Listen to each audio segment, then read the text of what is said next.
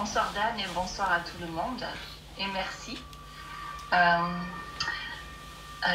en fait, je reviens d'un stage de polyphonie et je me suis rendu compte que entendre tous les gens chanter chacun leur mélodie plus ou moins dissonante avec des cris, c'était pas du tout dans la recherche de beauté, c'était vraiment plus quelque chose d'expérimental. Bon, pour moi, le niveau sonore, je sentais dans le corps, ça s'ouvrait, ça se fermait, beaucoup de rejet. Et je voyais le système nerveux qui s'emballait et qui était complètement saturé. Et j'en pouvais plus. J'ai dû sortir à plusieurs reprises, je re-rentrais. C'était vraiment... je voyais, ça disait oui, non, ça je peux plus. Et voilà. Et j'essayais vraiment d'être avec ces ressentis, de sentir que ça se fermait, ça s'ouvrait. Je voyais le corps, donc je faisais le mariole. Et en même temps, j'arrivais pas à vraiment être dans le jeu. Et à rester là, j'ai pris la fuite et je revenais, mais c'était pire. Et en fait, la personne qui animait m'a dit tu devrais aller voir ce que ça vient de toucher. Oui. Oui. Alors du coup, oui. Je vois, il me semble voir de quoi ça parle. Mais est-ce que, je sais pas du coup, est-ce que... ouais, je sais pas, est-ce que ça m'aide de savoir de quoi il semblerait que ça parle? En général, non. Hein. Oui, voilà, c'est ça en fait. Je suis thérapeute depuis 98 et... Oui. Non, en général, le fait de comprendre, non. Quand je sortais de chez mon psy et qu'il faisait des liens intéressants, je sortais avec la même angoisse qui me tenaillait. Hein. C'est seulement lorsque j'ai commencé à aller voir Frédéric Moreau, que j'ai reconnu comme un maître, je l'appelais comme ça 10 ans après, mais qui posait sa main sur moi et que je me permettais d'écouter, de descendre amoureusement dedans, comme dirait Annick de Souzenel, dans les sensations de peur, de panique, de honte, de jalousie, voilà, tout un fatras de choses qui sont encore des choses que je nomme là maintenant pour essayer de créer du lien entre vous et moi. Mais au fond, on ne sait pas trop ce que c'est. Et par contre, il faut aller descendre amoureusement dedans, faire l'unité avec, tactilement, sensoriellement, être avec, tu vois. C'est ça la vraie guérison.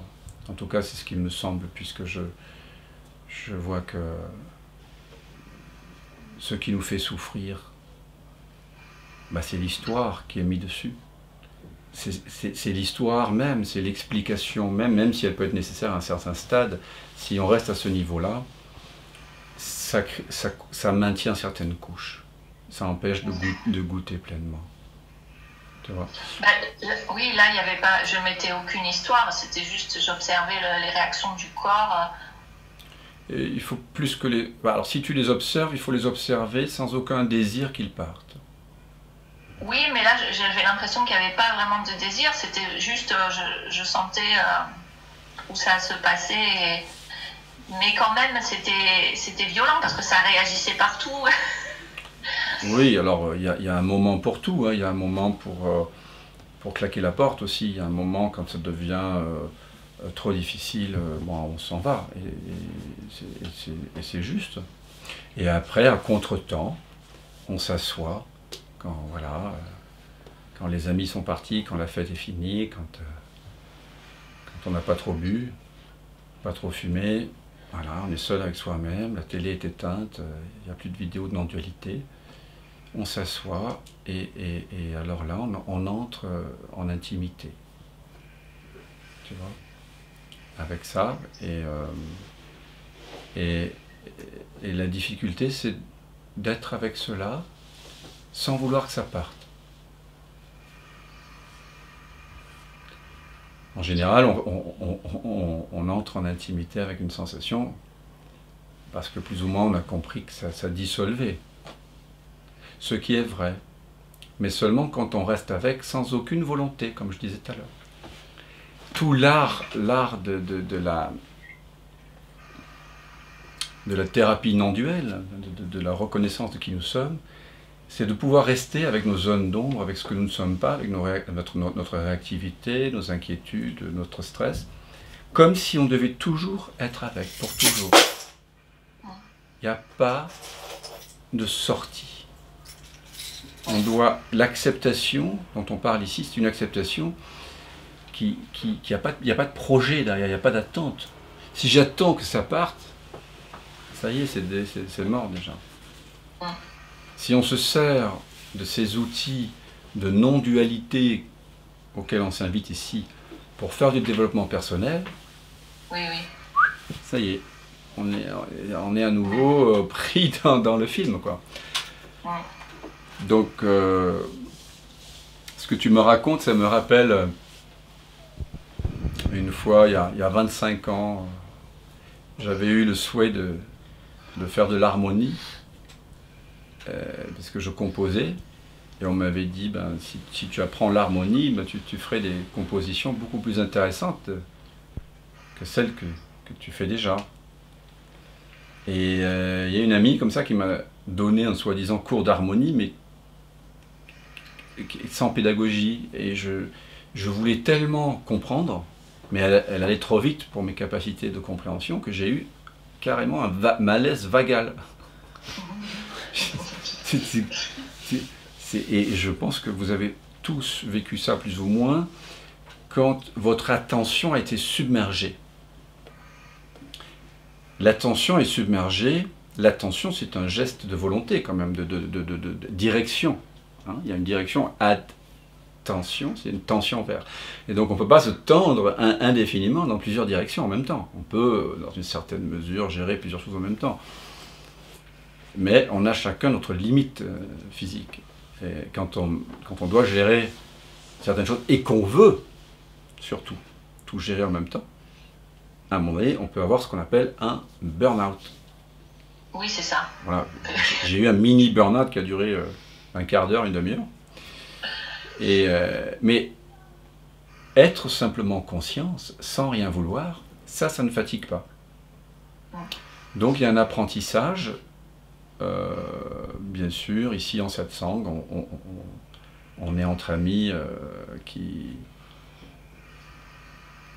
sommes de bonne volonté, mais parfois dans la vie nous soumet à des expériences difficiles, mais on peut regarder, tu as essayé de faire bonne figure, hein, tu as essayé quelque chose, tu as tenté quelque chose, tu as voulu être bon élève, tu as voulu, je ne sais pas ce qu'il y a derrière, mais voilà, finalement ça revient à ce qu'on disait tout à l'heure, c'est qu'il y a des intentions. Si vraiment tu étais sans intention, tu n'aurais pas eu ce malaise. Mais tes intentions, après on peut aller regarder, les intentions sont là souvent pour protéger une image de soi qu'on a bâtie depuis des décennies, un château de cartes identitaire, une image de soi. Et au moment où tu as cette expérience de polyphonie, etc., ça ne correspond pas à l'imaginaire que tu as de toi. Il devra s'effondrer. Donc il y a une lutte entre la représentation de toi qui est en grande partie inconsciente, comme en chacun de nous, et ce qui a lieu. Tu veux défendre quelque chose. Mais après, on peut découvrir, c'est ce qu'on fait en thérapie non duelle, on découvre les constructions imaginaires. Et au lieu d'aller mieux en tant que personne, de créer une nouvelle construction imaginaire, on la déconstruit complètement, comme dans le jeu du Kapla, vous savez, cette espèce de rectangle avec lequel je m'amuse avec mes petites filles, là, où on enlève les briques une à une, et puis à un moment donné, tout ce qui s'effondre. Donc on peut aller regarder ça. Et je m'adresse notamment aux gens qui pensent qu'ils sont hypersensibles. Hein, parce que l'hypersensibilité, ça me rappelle un peu ça, elle vient d'une construction égotique en protection, très forte. On n'est pas hypersensible, c'est pas vrai. C'est de l'ego, de la construction, de la peur. Hein, les ondes, trop de bruit, trop de machin, tout ça. Bien sûr qu'il y a des limites physiologiques. Mais je vous invite à aller regarder la construction égotique. Et ça demande de se mettre en vulnérabilité pendant un temps assez long, d'explorer affectueusement. Tu vois? Est-ce que tu as envie d'explorer là? Oui. Ok. Quand tu penses à ça, à cette expérience que tu as eue, qu'est-ce que tu ressens? Qu'est-ce qui se passe là dans ton corps, immédiatement? C'est comme si ça pétille partout, il y a un peu d'affolement. Ok. Est-ce que tu peux permettre à cet affolement de s'affoler et de ne pas du tout vouloir que cet affolement change? Un peu comme si tu observais une mer déchaînée, voilà, depuis le rivage, et tu ne veux pas que les vagues cessent d'être aussi déchaînées. Tu les laisses être. Il y a un orage, tu ne veux pas que l'orage cesse, tu le contemples. Les sensations d'affolement, l'imaginaire, le vertige, tout ça, ça apparaît, ça virevolte, et en même temps qu'il y a cet orage, ces éclairs, il y a un espace de conscience. Tout ceci est connu par un espace de conscience. Ça survient dans un espace de conscience. Quelque chose constate tout ça. Est-ce que ça, tu peux le réaliser en ce moment? Ou est-ce que c'est trop collé? En apparence. Quelle est ton expérience, Florence?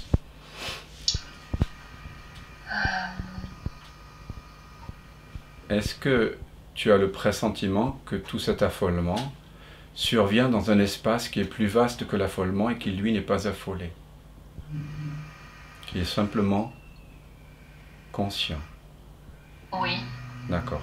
Cet espace qui est conscient du corps qui s'affole, du pensée qui s'affole, il est conscient de ma voix aussi. Oui.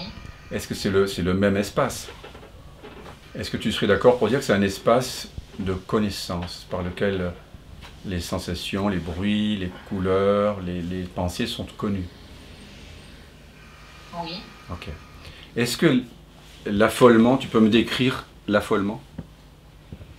Je te demande maintenant de décrire ce qui apparaît dans cette conscience.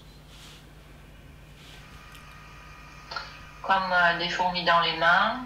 Ok. Et un peu dans le haut du corps.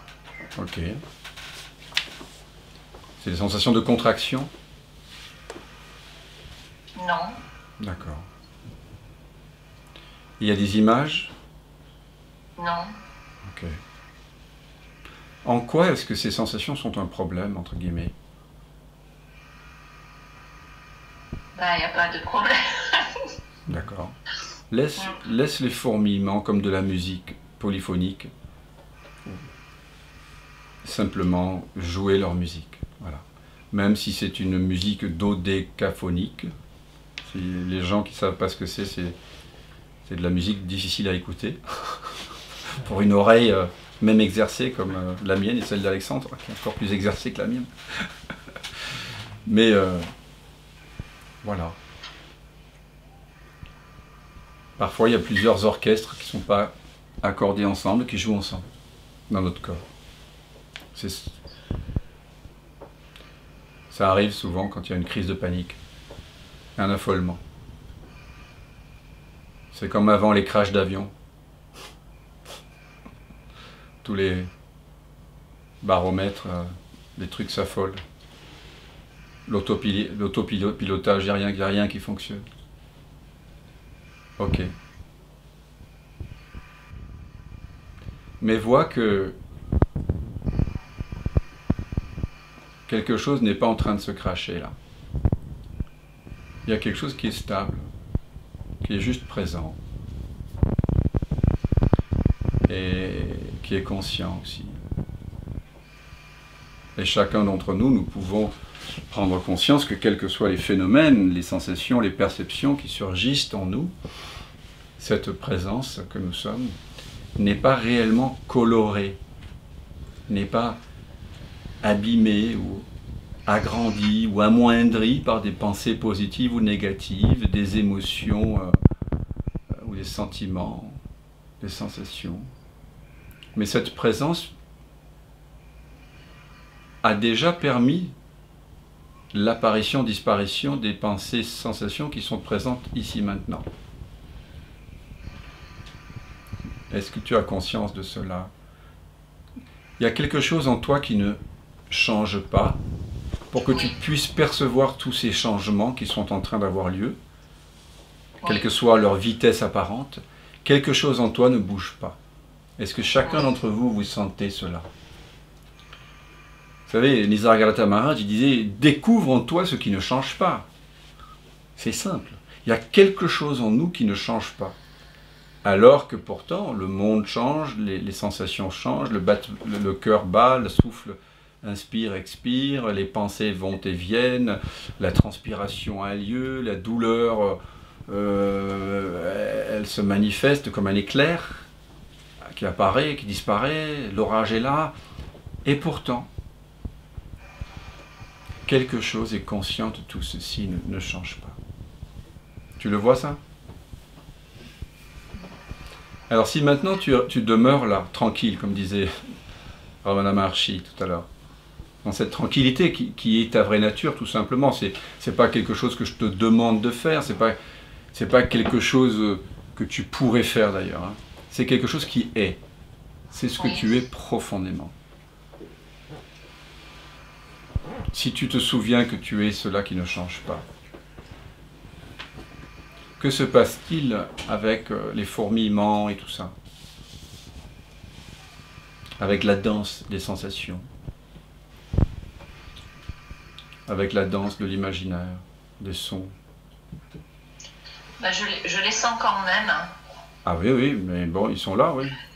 Oui. Heureusement que tu les sens. Mais est-ce que le problème ici, c'est pas de sentir des fourmillements ou pas, c'est est-ce qu'il y a une résistance? Non, il n'y a pas de résistance. Voilà. Donc tu restes avec ça. C'est merveilleux de ne pas résister. C'est merveilleux cette danse. C'est incroyable cette musique. C'est de la polyphonie. Notre corps c'est une symphonie permanente, un concerto sensoriel et tactile. C'est incroyable. Et simplement, la difficulté vient quand on voudrait ne pas sentir ce qu'on sent. Quand on voudrait que les sensations soient différentes.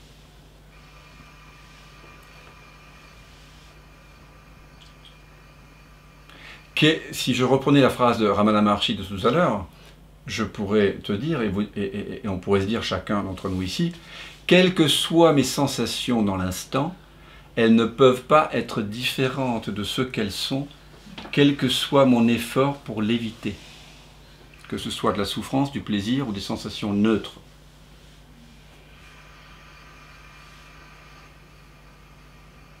Hein? Tout ce qui arrive doit arriver, quels que soient mes efforts pour l'empêcher d'arriver ou l'éviter. Tout ce qui ne doit pas arriver, tout ce que je ne dois pas sentir, n'arrivera pas, quels que soient mes efforts, pour que ça arrive. Des fois, on a un orgasme, des fois, on n'en a pas. Des fois, on a une douleur, des fois, on n'en a pas.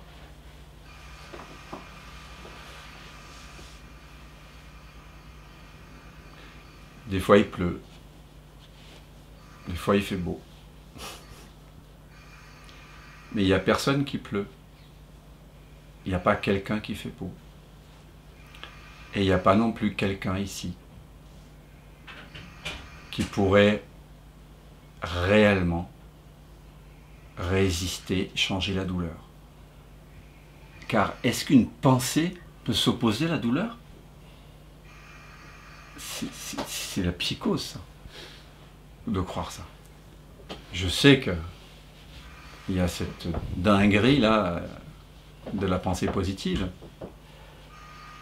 Mais est-ce qu'il y a vraiment quelqu'un qui choisit les pensées? Est-ce qu'il y a un choisisseur des pensées quelque part? Que celui qui le trouve m'appelle et puis on en parle. Il y a juste des pensées qui se ressemblent, qui apparaissent, qui disparaissent. dans un champ de conscience. Donc tout l'art de l'auto-accompagnement,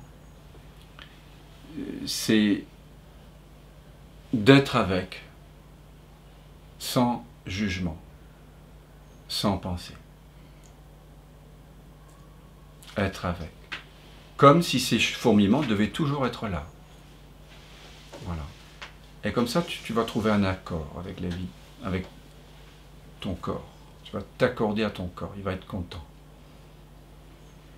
Voilà, parce que voilà, il avait des polyphonies à te chanter. Oui, mais j'étais pas déçue de ce stage. Hein. Je me dis, bon, c'est intéressant de voir tout ça. C'est intéressant, effectivement, de voir qu'on est l'auteur de son propre dérangement. Comme disait Éric Barré. Comme disait mon maître aussi. Et que, à chaque fois qu'on résiste à quelque chose, à chaque fois qu'on se sent dérangé, irrité, énervé, eh bien, c'est qu'il y a quelque chose à explorer tactilement, sensoriellement, vibratoirement, par la voie du sentir, ou à revenir vers ce jeu qui, lui, n'est pas irrité. Soit la voie de l'amour, soit la voie de la connaissance. On doit vérifier, en quelque sorte. Merci à toi, Florence. Merci, Dan.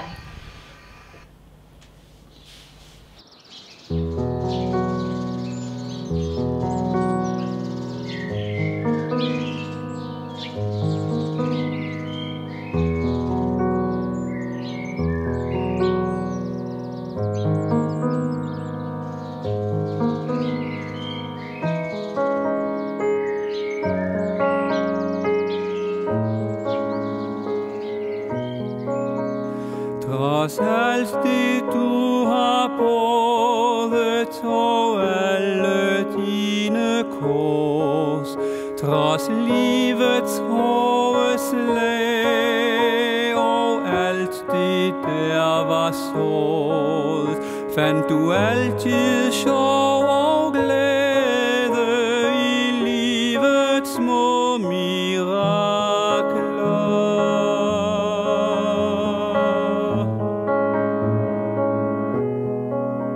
Trods ensomhedens baner og alderdommens venner, trods livets indre fængsler og de forsømte længsler, gav du altid tid og varme smil til mennesket omkring dig.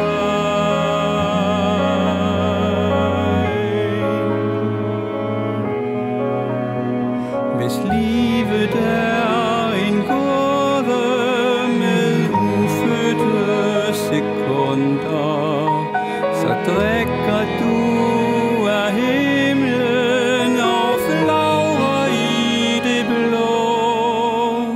Når fuglene de hvisker til du kan sove ind, så ved vi det er tid til englenes farvel.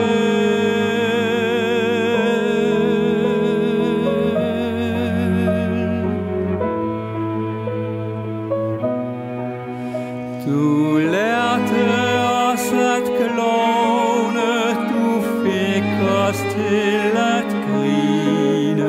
Du var så sød og kærlig, du gav altid det bedste.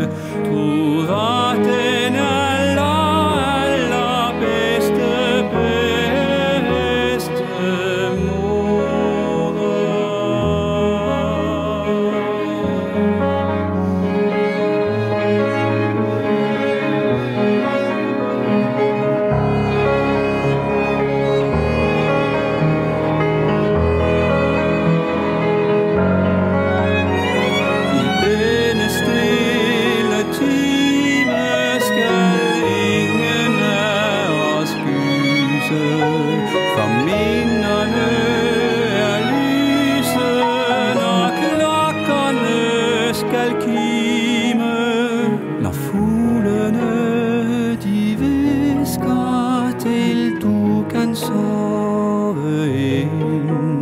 så ved vi det er tid til englenes farvel.